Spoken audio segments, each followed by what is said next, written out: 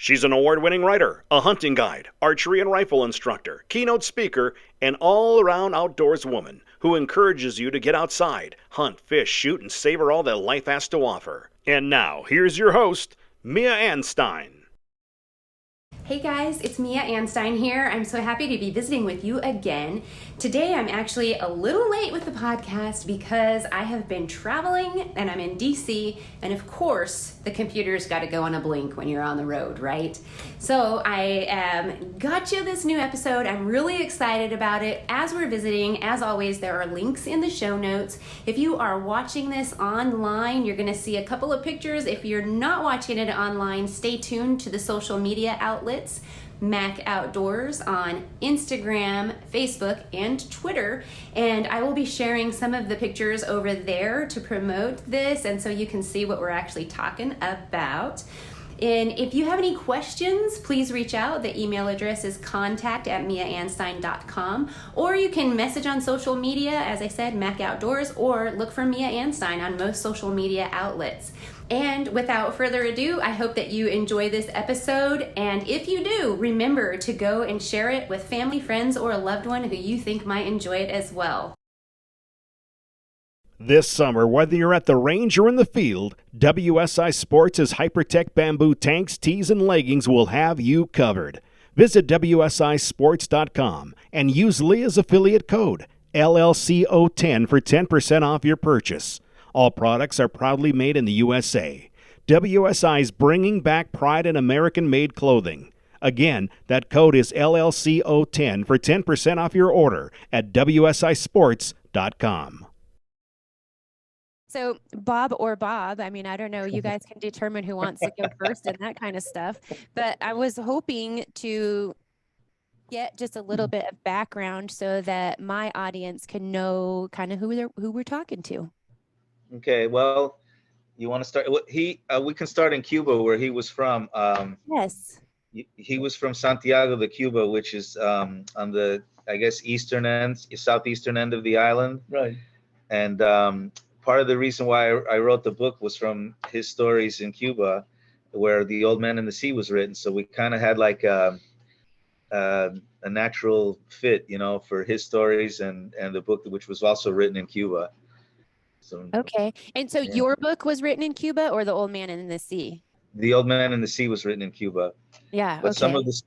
some of the stories from my book were from Cuba, where he was born and where he was, up until about 10 or 12 years old. Okay. And so he's one of the characters. And this is something that's unusual for my podcast, is generally I like to read the book first and then have you on.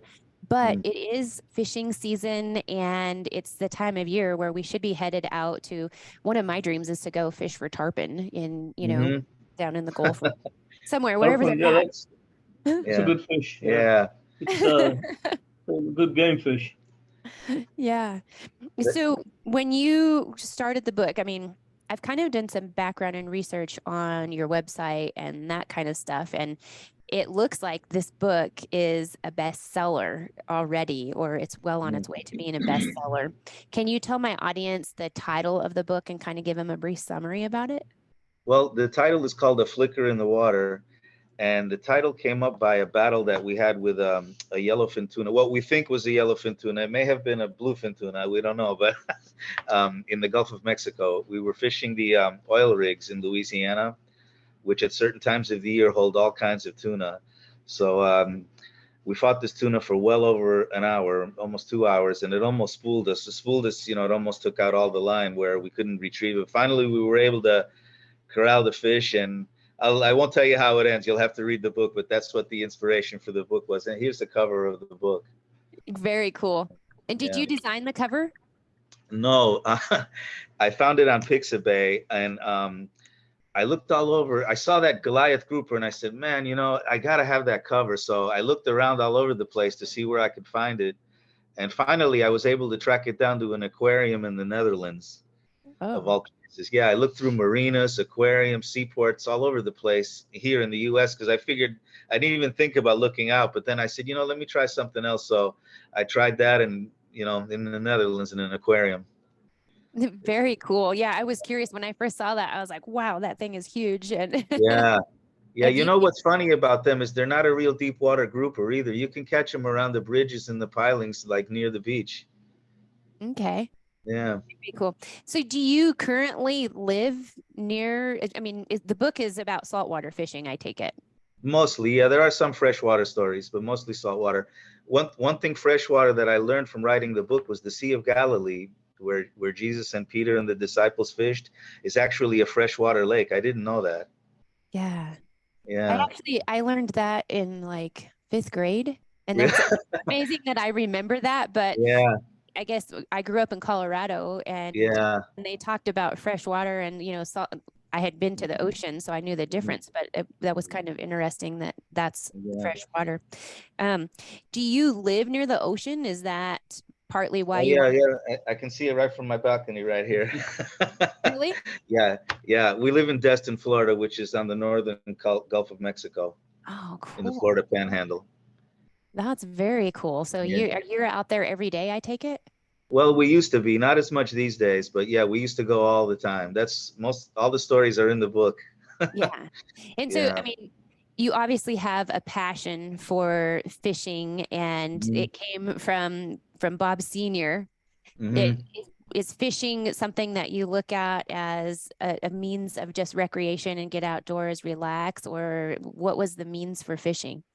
Well, just the fun aspect of it, and the relaxation, but the sport. We went after the fish hard. We had fun doing it. Some of the stories in the book, he caught a red snapper one time that was only 3 pounds shy of the state record. Wow.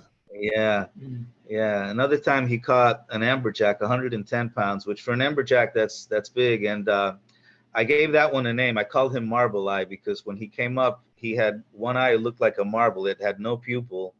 He was a real old fish. You could tell he was wrinkly skinned and he had no pupil in his eye. It looked like a blue marble, so I named him Marble Eye. Very cool. And Marble Eye is in the book.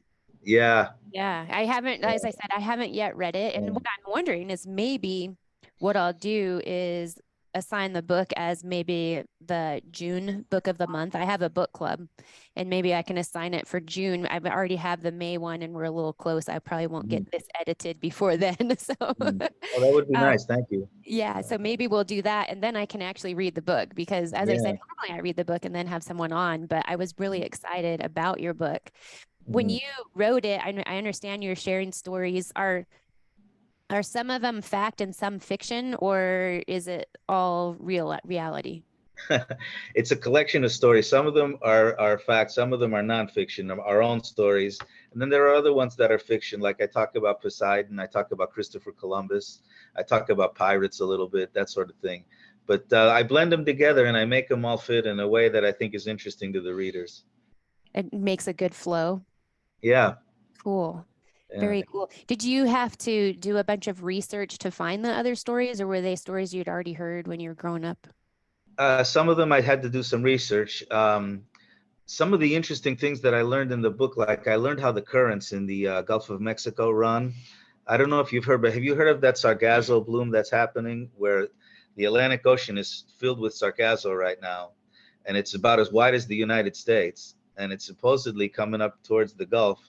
But I'm telling people, not to worry so much because we have a loop current that runs in the Gulf that just as easily as it pulls it in, it could pull it right back out. So I have a picture here. Let me show you. It's this other one here. Let's see. Let's see. Let me get. Yeah. See that this is. I don't know if you could see. See he. In Yeah. fact, Bob Senior hand drew this. These are the way the currents flow in the Gulf. The loop current comes in from the Caribbean Uh-huh. down here, and then it comes into the Gulf and it wraps around between Cuba and Key West and comes back out and connects with the Gulf Stream. Okay. Yeah, and this current is 110 miles wide, between 110 and 150 miles wide. So it carries a big punch. Very sounds like it's a huge force that you would have to deal with. I mean, does it pull your boats Yeah. around and stuff, or is Oh it? yeah, yeah. You could easily burn way more fuel going against the tide of the Gulf of the currents. Sure. Yeah, Yeah. interesting. Then so I'm thinking, is the book kind of educational as well as it's not just stories? No, it's not just stories. There are educational things in it. If kids from 7 on up could really enjoy the book. Oh, that's cool. So when you wrote it, what was your goal? To have people enjoy it, just as long as I had one person like it, I figured it would be a success. And a lot of people have liked it, they've told me. So I'm glad I did it. Yeah. Yeah. And were you always a writer, or how did you get? And I saw you wrote another book before this one. How did Poems, yeah. you Yeah. When I was in college, some of the professors told me that I wrote really well, but I never really took it all that seriously until just recently. I knew that I wanted, in fact, it was my way, since I'm not fishing as much as I was, it was my way of being out there still, was writing the book, and I felt like I was still out on the water. That's neat. And you have your character beside you. Did Yeah. Bob Senior have any input? I mean, I know you said he did some of the artistry in there. Was there other input that you guys worked together and collaborated? Yeah, the story of Cuba. In fact, the first fish that he caught in Cuba was a tarpon. Mm. It's Yeah. bigger than I was. Yeah.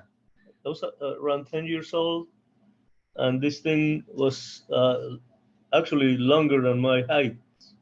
Wow. He was big, yeah. Back then, the fishermen used to fish with hand lines. They didn't Handlines, have yeah, rods yeah, and reels. yeah. So, Yeah. And yeah. did you have blisters and Oh yeah, burns on your hands from that? oh yeah, Yeah. sure. Yeah. Wow. What kind of line did you use back then if you had to use hand reels? Was it It was thick? a cord, like a hemp Yeah. line, and they used to have these cords, and they would run them through some kind of a bark, like a tree bark, to make them brown. So I guess they assumed it would be less visible to the fish. Yeah. And a lot of times, if you were fishing for wahoo or king mackerel, they have very sharp teeth. Then you would attach a wire to the line itself. So I mean, once you got the fish close to the boat, then you had to actually grab the wire, with your bare hands to bring Yeah. the fish in. So Mm. you had to develop some callus. Yeah, Yeah. for sure. And Yeah, no, you didn't have any gloves, just bare hands. Mhm. that's right. Yeah, for the most part, yeah, it was just that. Or Wow. you could grab a rag, from the bottom of the boat, and just help yourself with that. But Did you have any buddies on the boat that took turns or anything?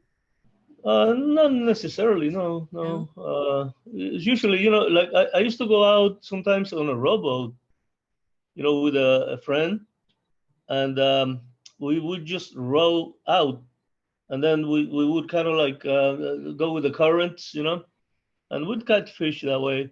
So it was just the two of us, usually. Yeah. If you caught Yeah. a big one, would it take you in your rowboat? Well, sometimes it could have. Yeah. Yeah. I didn't catch a lot of huge fish in Cuba except for that one tarpon. hmm Um, but some of my bigger fish were here in the Gulf. Yeah. And Yeah. so you went from Cuba to the Gulf, or how Well, did you? no, actually, I went to school in Virginia. I went to a military school, and then after that, I lived in New York for a while, and that's where Bob was born. And then we moved to Pennsylvania. Uh, I used to work for MedLife, and they opened a computer center up in Northeast Pennsylvania, Oh, and I okay. was transferred there in 1972. And actually, that's when I started hunting. I never hunted before, but I mean, in Northeast PA, just about everybody went out hunting. In hmm fact, we were trying to close a deal on a house that we had just bought, and I called the lawyer. The secretary said the lawyer, oh, he's out hunting. And she was going hunting too that day. And everybody was out hunting. So the entire state was paralyzed if you wanted Designated to do any kind of holiday. business. Yeah. Mm. That's the opening day of deer season. It was unbelievable. Everybody went out there. Unbelievable. So when you're out fishing, and I mean, you said kind of partly it's recreation. Did you catch and release the fish? Were you keeping them for meat Well, fish? some fish we did. Yeah. Like Fish? we didn't kill any sharks. hmm Yeah, we got some actually some really huge sharks, like Wow. a few hammerheads and tiger sharks, bull sharks. But we Wow. used to release all of those. And then, of course, if we caught some marlin, we used to release them. But the food fish we usually kept, like the red snappers and the wahoos. They're very good eating fish, so we used to keep those. Wow, that sounds delicious. Yeah. I'm going to have to ask you more about that later. But when you're doing catch and release, and how are you determining which ones you keep and which ones you release, just based on how they taste? Well, no, I mean, there are certain fish that you don't want to necessarily kill. I think that they, like sharks, for example. I mean, there seems to be a misconception that sharks are dangerous and evil, but they're not. They are good for the environment, actually. And we didn't see the point of keeping a shark. So some people kill them, but and then the marlin. In fact, I'm not sure, but I think you're not supposed to keep a marlin fish. There's You're some supposed to laws release probably them about anyway. that. Right. Yeah. Yeah. Well, that We have makes sense. limits too, like on the snappers and the groupers Right. and things like that. There are limits that you can only keep so many, and they have to be a certain size too. Right. Once we had our limit, we would throw them, the rest of them back. Yeah. And that's something like for my listeners, if you're ever going fishing, you have to check those rules. And I've the Gulf, but actually in Texas, we fish by Crystal Bay, I think it was called, that we caught reds and mackerel. We've got small fish, flounders or different bottom feeding fish like that. We never caught any ling when we were there. That's what we were specifically trying to cobia, yeah, right. But that was one thing, is a lot of them that we caught, we had to put back because they were too small. And actually we caught one that was too big. So really? Too big? Yeah. Really? Well, sometimes they do that, yeah. We used to fish with a guy how was that a thing? Yeah. We used to fish with a guy who was kind of an outlaw, and we had to keep him under control. Yeah. Because one of his saying was that the best tape measure for a fish is a fillet knife. So, he would catch a fish, and then he would want to fillet it regardless of the size, and so we had to kind of keep him under control that way. He said the tiger shark's liver tasted like a chocolate bar. Yeah, that's interesting. I know, right? So wild game and beef and domestic animals, the liver, the organ meats are very healthy. I wonder if it's the same fish. Do you guys know? Oh yeah, they're healthy. Everything. Yeah, the eyeballs. Really? Okay. Yeah. One of the best things is fish head soup. All the nutrients that come out of the head in in caldo, they call it in Spanish. What's the word in English? Like broth. The broth, like the broth, it absorbs all those nutrients, and that's very healthy. In Cuba, I remember people would eat the actual eye of the fish. Yeah. Uh-huh. Like it would be like about the size of a marble. Like marble. And then it had like a jelly-like substance on the outside, and then the inside was like a hard pit, like you would find on a I don't know, like a plum or something. Yeah, plum. But it's smaller, but hard. Yeah. Interesting. So then you get rid of the pit. You just eat the outside. It was supposed to be very good for you. My husband will be so excited when I tell him that we're going to have to be trying some fish eyes when we catch our next fish. Yeah. He'll be thrilled. So in looking at the difference between fishing and you said you started hunting, did you see a similar comparison in the fishing and hunting as far as like a conservation aspect? Did you look at that at all? Well, yeah, sure. Yeah, you had some, of course, you had rules and regulations in the hunting also. Like, for example, for spring hunting for turkeys, you're only supposed to kill the males, the gobblers. And then in the spring, you can kill either. But I mean, you have to abide by certain rules. And then the same with the whitetail deer, when I started hunting whitetails, you could kill, like during buck season, you could kill just about any buck, even the little ones, that had, as long as they had more than 3-inch prongs on the antlers, you could kill a little buck like that. Now they have changed that. they have restricted a lot. They're supposed to have at least 3 points on each side before you could kill it. I guess people were just killing too many of them, so. Yeah. And that's a perfect way to kind of manage how many are there, is to limit Yeah. what you can take. Is when you're fishing, how do they determine that? Do you know how they're counting and keeping track of The state does their surveys, and the Yeah, state right. in the state waters up to 9 miles out, they do their own rules and regulations. They get feedback from charter boat captains and commercial captains, and then they make their judgments. When we were fishing, we used to be able to keep 5 snappers per person per day, and that would go for any day of the year. Now they only have like a month and a half season, and you're only allowed 2 per person. So they've gotten a lot stricter. Now the open fish like wahoos and mahis and things like that, usually there are no limits on those. They travel all over the place. The bottom fish like the groupers and the snappers and the amberjacks, they regulate those more because they usually stay in one spot, so you know where they are. It's all very interesting to me. So back to your book a little bit. You said you kind of wrote in college and whatnot, and did you kind of do it just initially? You wrote stories like a diary, or did you just decide, I've got so many stories that I'm going to put them all in this book and share them with Yeah, everyone? the stories were all in I had them up here, and I decided, let me get this out there on paper. I have to do this because it's such a great part of my life that I really liked and I loved, and I figured maybe other people will enjoy it and maybe they can learn something too at the same time, like I did. Yeah. So cool. And it seems like your book has been super successful. Was the first one as successful as this one? No, I didn't really promote that one as much. I'm more into this one because it's the outdoors and so that's where my heart is. It's a little more personal passion with this Yeah, one. yeah, Yeah. yeah, And I yeah. don't know if we even said, did we say the name of your book? A Flicker in the Water. I'll show it again Yeah. for anybody and A that big flicker in the Goliath water. grouper right there. Right Yeah. there. Let me show you a picture of marble eye and that red snapper while we're going at it. Or actually, ever had swordfish steak before?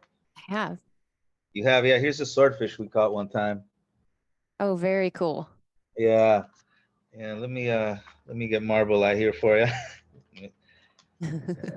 See, here's a ling. This was what you didn't. You said you went for ling, and they call Yeah. them cobias here. Yes. Yeah. Have you ever heard of the triple tail? No, I have The not. triple tail. This is a prehistoric fish. They go back way, way back, but that's one right here on the. Yeah. Oh, wow. Yeah. Oh, And cool. it's I'm gonna have to look no, that one up. this one. Yeah. Triple tail. Yeah. I'm giving the whole book away for you, Mia. Oh, you're just showing us pictures. We don't get to read the stories yet.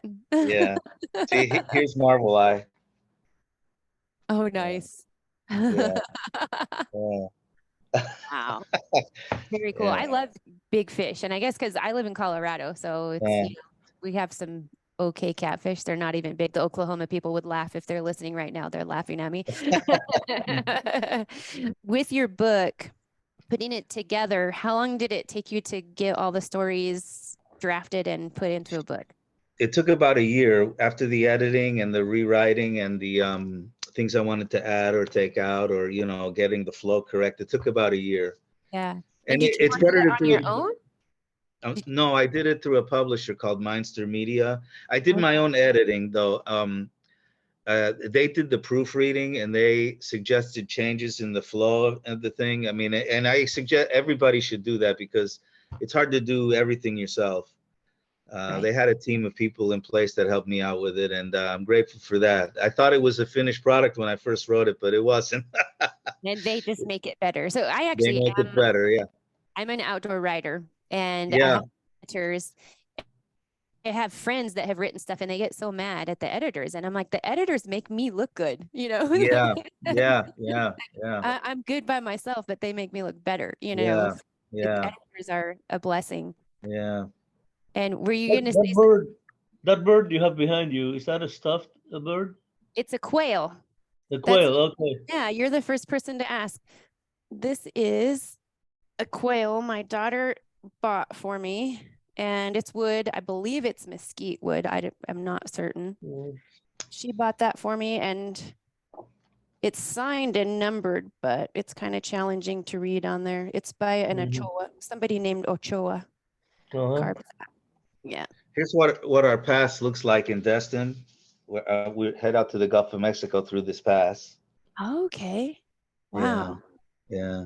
So that'd be a great book just to look at the pictures, even if I don't feel like reading. Huh? Yeah. You're doing a lot of promoting with your book. What kind of promotions have you done? I saw different pictures of people on your website and stuff. Are you doing a lot of trade shows and stuff like that? Yeah. Trade shows locally here in the area. There's a fishing museum here, Destin History and Fishing Museum, where I've taken some of those pictures. And just people around town where I live. You know, they call Destin the world's luckiest fishing village. So the book is a big hit around here with the locals. And you've been on like the national news and stuff. Tell me about those experiences. Well, I haven't been on national news. I've been on podcasts. They put out press releases. The publisher did that. The thing you saw on the website, those were for the press releases that they put out with the book, because Mariel Hemingway endorsed the book. She wrote the foreword for it, and I think because of her, it got a little extra publicity, more than a regular book would get. So that's where that came from. How did that come about? How did she come into the picture? Well, the publisher. She works with this publisher called Mindster Media, and they have packages where if she likes your book, she'll write the foreword for it and do a YouTube video. So they gave her, she doesn't accept them all. She's very selective about the ones she endorses. So she happened to like mine. She said it gave her a great sense of appreciation, because her family has been fishing for generations. I don't know if you know, but her father was the fish commissioner of Idaho. For many years. Her father, Jack, that's Ernest's son. Ernest is her grandfather. So they, she loved the book. She thought it was great. Jack Hemingway being the commissioner, I did not know that. Like you have so many facts that you're sharing. I try to share a fun fact with my audience, and either a wildlife fact or maybe a fish fact, or some people have talked about locations and stuff like that. Do you have a fun fact that maybe everybody wouldn't know that you'd like to share? A fun fact. Oh boy. There are some. Well, the fun fact, we were able to land Marble Eye in 45 minutes. Wow. Yeah. So do you think that was just because he was so old? No, you can't. He fought like a young buck. Did he? Oh gosh, yeah. We had to throw the boat in gear and pull him out of the hole he was in. He fought. Yeah. We had to put that thing in forward and get that thing out of there. Otherwise, because what happens is when the fish goes back in the hole, it's almost impossible to get him out. So you want to keep his head turned towards you while you're reeling him in. So once he's out of the hole, it's okay. But if he gets in there, you have to cut your line usually most of the time, and you lose the fish. Wow. So we had to throw that boat in gear and accelerate and get out of there. Wow. And so when that happens, you've got a whole technique for how, when you catch it, that you're going to pull them out. And normally it takes a little longer because they do get in the hole, or why was he so much faster? Well, because he was bigger than most bottom fish that we catch. Most of the bottom fish are, 30 pounds or less. Even most of them are between 10 and 20 pounds.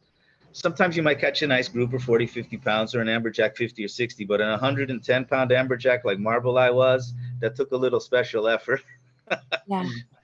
Yeah. So cool. It's so fun to catch something that big. You're making me want to go on a trip now. I need to go fishing. Yeah, come on down to Destin. We'll go out here. We have friends who will take us. Yeah. Do you suggest, like, if somebody, like, okay, I'm from Colorado and I want to go fishing in the Gulf, is it best to hire a guide, or do people go out on their own? I mean, is there surf fishing there, or what do you think? Yeah, people go out on their own, but it's always, if you really want to catch nice fish, it's better to go with a guide. They know where they are. They catch them consistently. They're out on the water every day. So if you want to really have a good time and catch big fish, you want to go with a guide. If I don't have the time to have the experiences on a rowboat and it take many years to learn all the techniques, then hire a guide. Yeah. Yeah. Louisiana and Texas are real good too for fishing. In fact, like I told you, that yellowfin tuna that inspired the title of the book was from Louisiana in the oil rigs. Okay. So So yeah, you guys, do you travel a lot for fishing?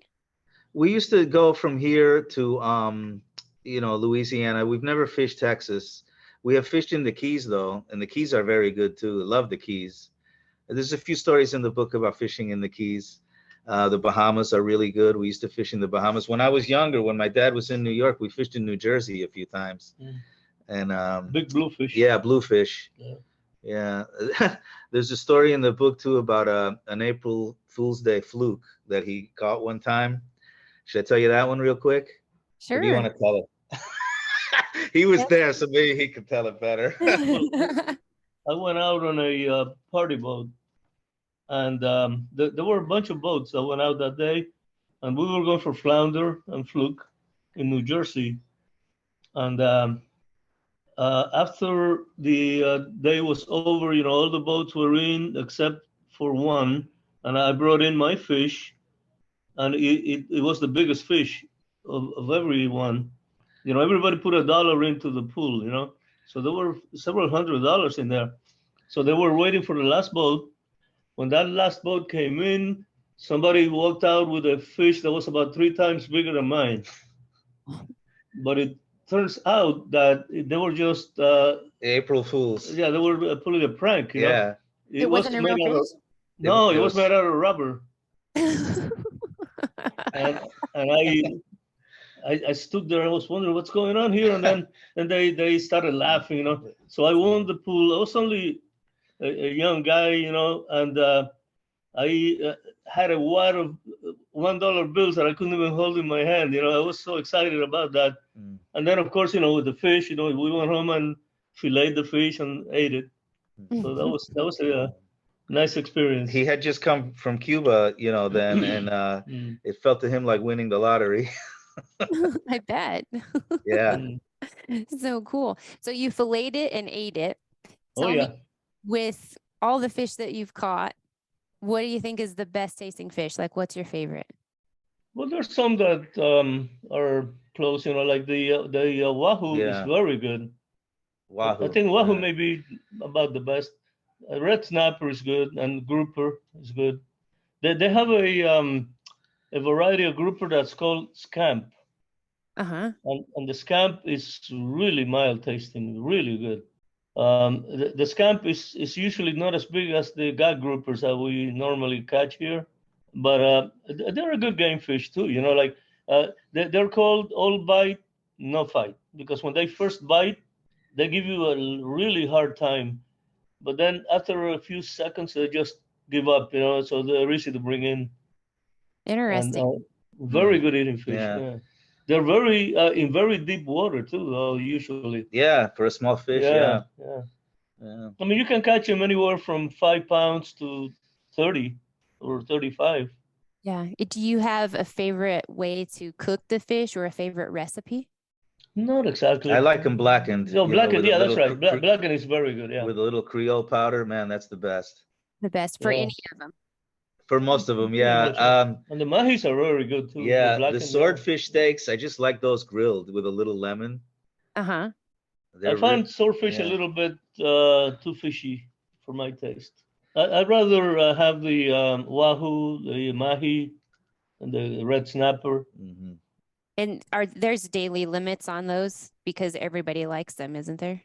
Oh yeah, on those there's daily limits. Yeah, and they're actually And the snappers, they're seasonal closings. They're only open a few months a year now, and at different times. There are different snappers you can catch though. If red snapper might be closed, you might be able to get yellowtail snapper or mingo snapper or black snapper. There's different ones that you can catch. Even though one might be closed, the other one might be open. Mm-hmm. Do you have any advice or tips for my audience or anything like that as far as fishing? As far as fishing, I talk about persistence, because if you persist through the pain, a lot of times the fish don't bite, you just have to fight through it until you can. Eventually, if you fight through and persist enough, you can get them. Yeah. And one thing, a lot of people are used to fishing with J hooks. but we fish with circle hooks. The reason, I don't know if you're familiar with that. A No. circle, you don't have to pull and tug. You don't have to set the hook because the fish sets the hook itself. Because the way the hook is shaped, when the fish bites, it goes into the lip. So when you feel a pull, the fish is already hooked. So you don't have to jerk the line. And a lot of people make that mistake, They think you have to jerk the line. They have to, like with the hook, you do, but not with. And the advantage of the circle hook also is that the fish doesn't usually swallow the hook all the way down into the stomach, where if you want to release the fish, it's a lot easier, and you don't hurt the fish because the hook is right on the mouth. Oh, that's very With the interesting. hook, a lot of times it goes all the way into the stomach, and then you pretty much kill the fish. You're trying to get that hook out. Yeah. So, Wow. so the circle hook is a great thing. Yeah. Yeah, and it made it easier when you want to release a shark. Yeah, any shark. Yeah. One time thought might have been a tuna, and when it came to we realized it was a bull shark. We were kind of disappointed. We spent this time fighting this fish, and it was a tuna, and it turned out to be a shark. It's too fun.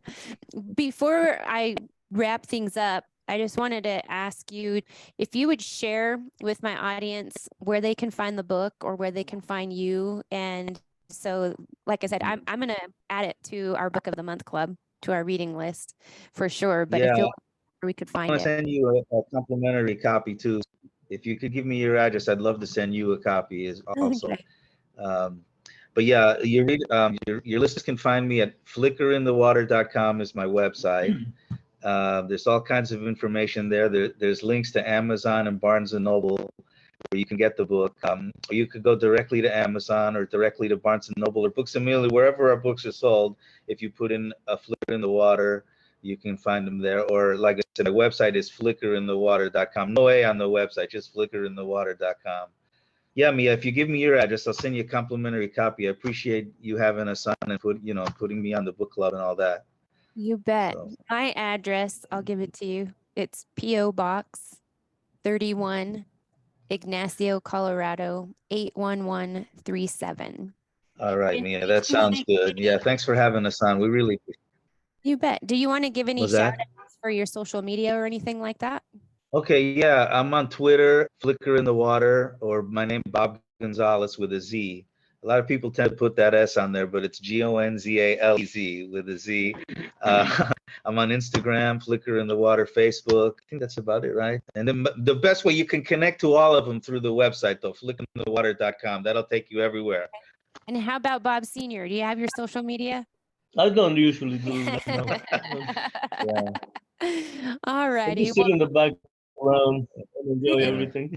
In the background, sharing stories, being a good supporter. I think it's awesome that you guys together have shared the stories, and I look forward to reading them. Thank you so much for being on the show. Hey, this is Lloyd Bailey, the Armed Lutheran, host of the Armed Lutheran Radio podcast, reminding you that the podcast you're listening to is a proud member of the Self-Defense Radio Network. Check out all the great content at selfdefenseradio.net.